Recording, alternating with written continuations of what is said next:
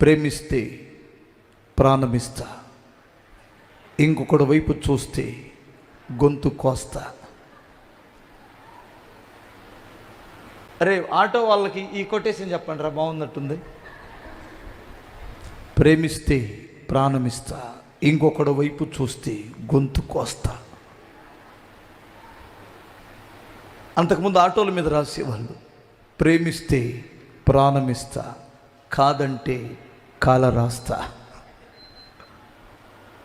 చూసారా, ప్రేమించే వాళ్ళారా, పిజ్జాలు బర్గర్లు తెచ్చుకొని తింటున్న పిల్లలారా, వాడు ఆర్డర్ పెడతాడు, వాడు ఇంట్లో ఉండి నీకు, నువ్వు తింటుంటావు.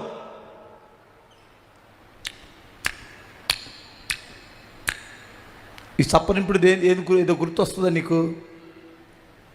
ఏదో గుర్తొస్తుందే. చిన్నప్పుడు నాకు గుర్తొస్తుంది. చిన్నప్పుడు డబ్బాకి వెళ్తే కొన్ని జీవాలు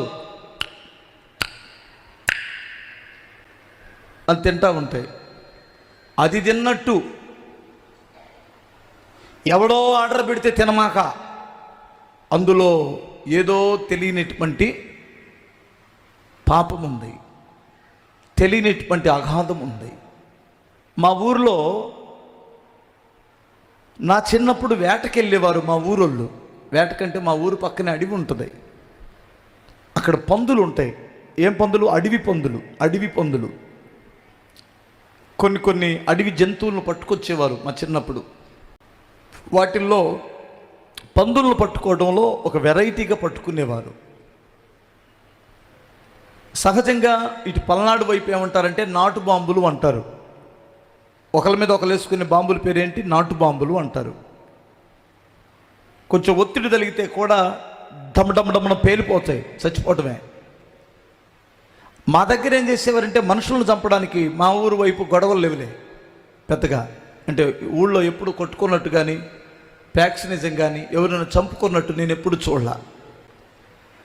ఎందుకంటే కాస్త ప్రశాంతమైన ఊర్లే. కృష్ణా జిల్లా, దయచేసి గమనించాలి. అంటే కృష్ణా జిల్లాలో అందరూ మంచోళ్ళని చెప్పట్లేదమ్మో, మళ్ళీ లేనిపోయింది ఎలా అంటారేమో. మా ఊరు సంగతి చెబుతున్నాను. మరి మా ఊరిలో బాంబులు ఏంటంటే, బాంబులు అంటే నాటు బాంబులు తయారు చేసి దానికి పైన ఈ వేరుశనగ పప్పు ఉంటుంది కదా, వేరుశనగ పప్పు ఏంచి బెల్లం పాకంలో కలిపి ఒక బద్ద మందం శనగ బద్దలు ఉంటాయి కదా, ఏరుశనగ బద్దలు ఉంటాయి కదా, ఆ బద్ద మందం చక్కగా అంటిచ్చేస్తారు. చూడ్డానికి శనగలడ్డులాగా ఉంటుంది. ఆ స్మెల్ కూడా అదే, ఆ వాసన కూడా చక్కగా ఉంటుంది. ఈ పందులు వచ్చే దారిలో అక్కడక్కడ ఈ బాంబులు పెడతారు. దాని పేరు, మా ఊరోళ్ళు పెట్టిన పేరు ఏమిటంటే బాంబు కాదు, అవుట్కాయ్. దాని పేరు అవుట్కాయ్ అంటారు. అవుట్కాయ్. ఈ వాసనకు వచ్చి లోపల బాంబు ఉందనే సంగతి తెలియక ఈ అవుట్కాయని కొరికిద్ది. అది వచ్చేది ఏంటది? పంది. దానికి ఆ పప్పు అంటే చాలా ఇష్టం, శనగపప్పు అంటే చాలా ఇష్టం. కొరికేసిద్ది. కొరకటమే తెలిసిద్ది, తన తలకాయ ఉండదు, మొండెం మాత్రమే మిగిలిద్ది, పేలిపోయింది అన్నమాట.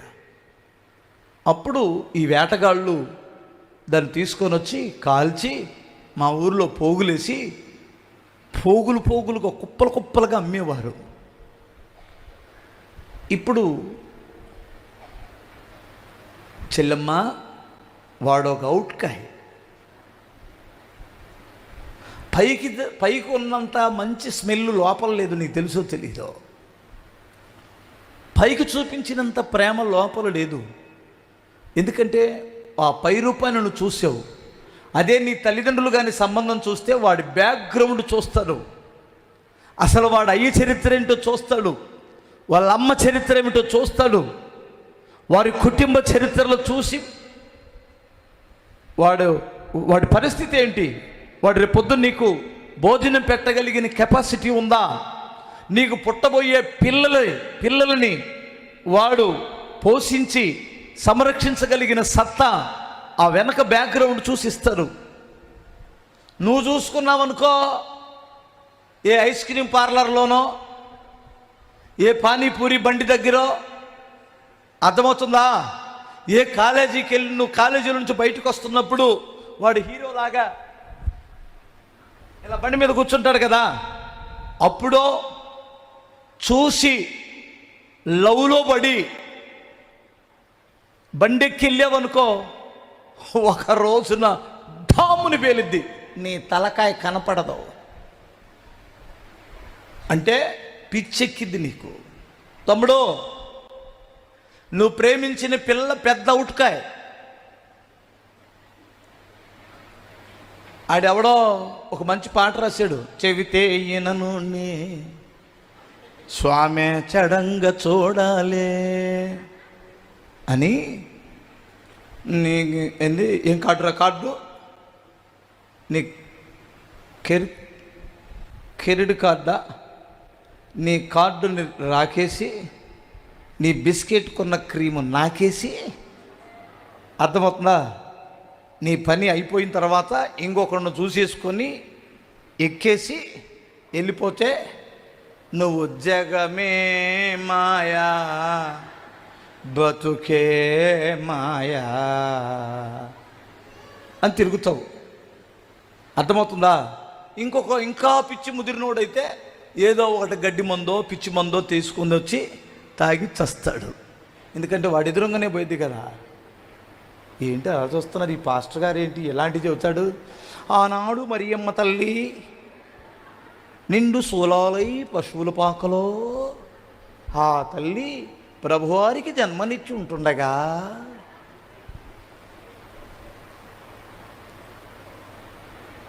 ఇలాంటివి బాగుంటాయి కదా. బాగోలేదని నేను చెప్పను. జరుగుతున్న పరిస్థితికి మీకు బుద్ధి చెప్పువాడు ఎవడు? మీ జ్ఞానాన్ని నేర్పించేవాడు ఎవడు? ఎవడికేం పట్టింది? నీ ఇంటి పక్కన వాడు చెబుతాడా? నువ్వు బండి మీద అక్కడ దిగితే వాడికేం పట్టింది? చూసి గుసగుసలాడతాడు, చూసి 4 కొంపలకు చెబుతారు, నీ సిగ్గు తీస్తారు, నీ పరువు తీస్తారు, నీకు సంబంధాలు రాకుండా చెడగొడతారు వాళ్ళే. అర్థమవుతుందా? ఇది తిరుగుబోద్ది. ఏరేవాడి బండి ఎక్కడం దిగడం చూస్తే చూడండి, మరి మీరే కాస్త విచారించుకోండి. మరి మమ్మల్ని అడిగితే మాకేం తెలుసండి, పైకి బాగానే ఉంటారు. మరి అమ్మ ఈ అబ్బాయి మంచోడేనమ్మా, పిల్లనిద్దాం అనుకొచ్చామంటే ఈ రోజుల్లో పిల్లలు మంచోళ్ళే, ఏముందులేండి, పరవాలా అంటే పాడయ్యాడని అర్థం. అర్థమవుతుందా? ఆ తర్వాత కాస్త మీ ఫోన్ నెంబర్ ఇస్తారా అని తీసుకున్నారనుకో, ఫోన్ నెంబర్ ఇచ్చి ఉన్నాయి లేని మొత్తం చెబుతారు, తిక్క కుదిరిద్ది, నీ బ్రతుకు బస్ స్టాండే. వినండి, ఆడపిల్లలు మరి ముఖ్యంగా జాగ్రత్తగా వినండి. వాడిప్పించే ఐస్ క్రీమ్కి, వాడిప్పించే పిజ్జాకి, బర్గర్కి, వాడు తీసుకొని వెళ్ళి పెట్టించే బిర్యానీకి, అర్థమవుతుందా, ఆశపడి తల్లిదండ్రులను మోసం చేస్తే ఆ శాపం ఉరికినే పోదు మీకు. అది భవిష్యత్తు అంతా ఏడవాల్సి వస్తుంది.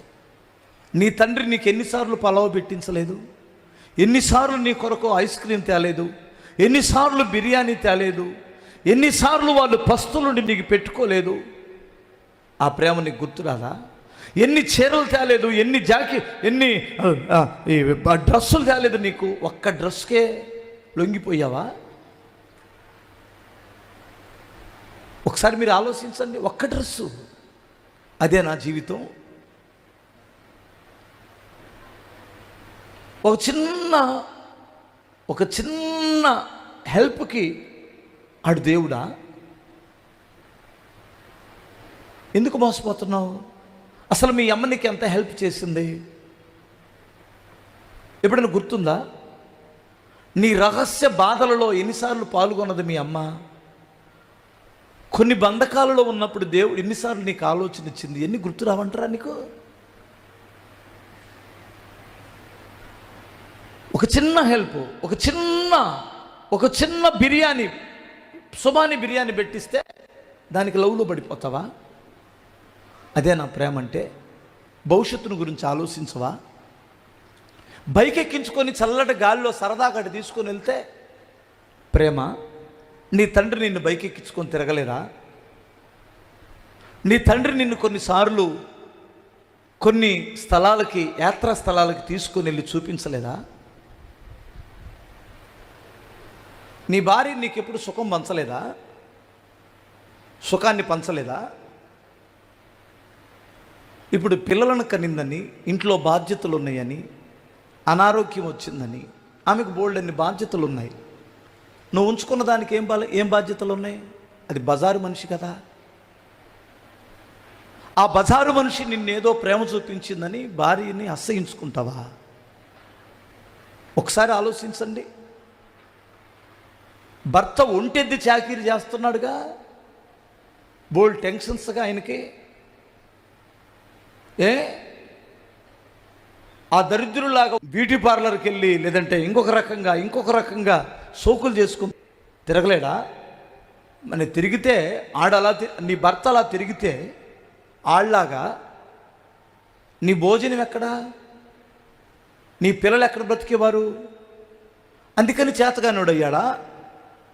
అందుకని సరదాన్ని నీకు సుఖాన్ని పంచట్లేదని అతను తీసి మురికి గుంటలో పడేసినట్టు పడేస్తావా? న్యాయమా నీకు? ఒకసారి ఆలోచించండి.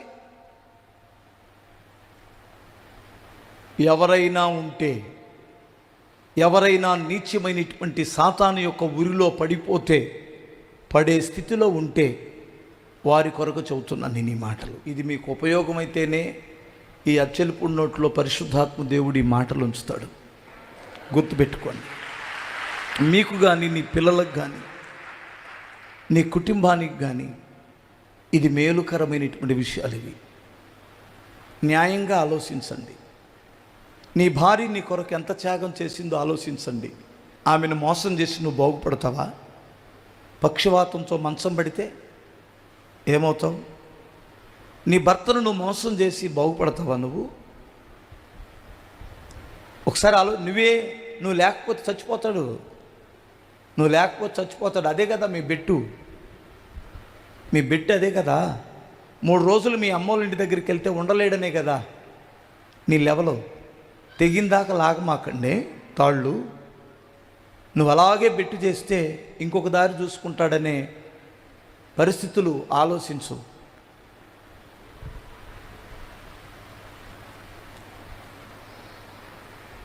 పోలీస్ స్టేషన్లో జరగని కార్యాలు మందిరంలో జరుగుతున్నాయి.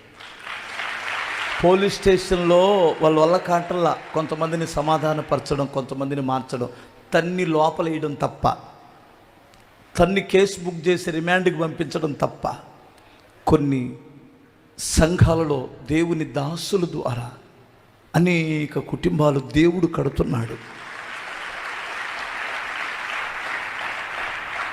గంజాయికి, పాపానికి అలవాటు పడిన పిల్లలని పోలీసులు కూడా కంట్రోల్ చేయడం వల్లగాక ఇక వాడి కర్మ వదిలేయండి అని అంటున్నారు.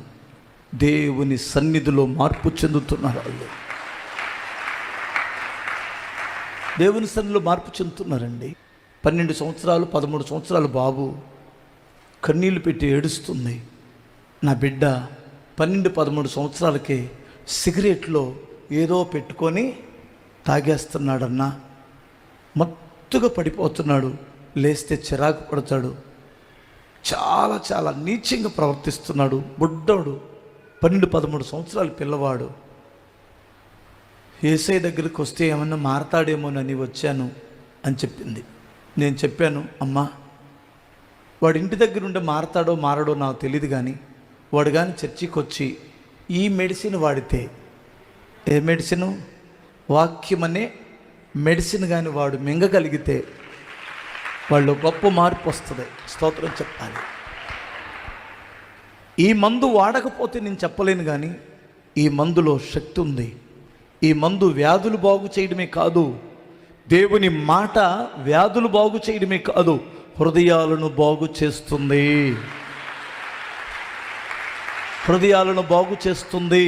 అది ఆయన ప్రేమ. దేవుడు లోకమును ఎంతో ప్రేమించాడు.